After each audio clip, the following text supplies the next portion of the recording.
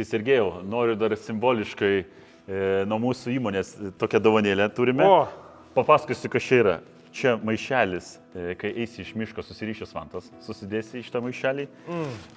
Čia yra prijuostė, nes jokiais būdais negalima būti su šortais sintetiniais kažkokiais tai. Čia kepuriaitė bus, nežinau, pagal spalvą žiūrėsi, tau ar tavo sužadėtiniai. Taip. Tad vienas su tamsesnė, kad įsiskirtumėt, kad niekas nesumaišytų. Kaip fainai. Kita šviesesnė, tai va, tai tikiu, kad panaudosit.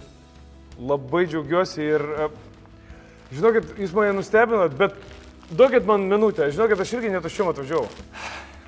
Čia mažas prezentas atminimui, marškinėlį, kur buvo iš mano paskutinius kovos Glory organizacijoje, sukurtas būtent tam išėjimui, mėlyno su spartiečių ženklų priekyje ir su Kuvalda Team.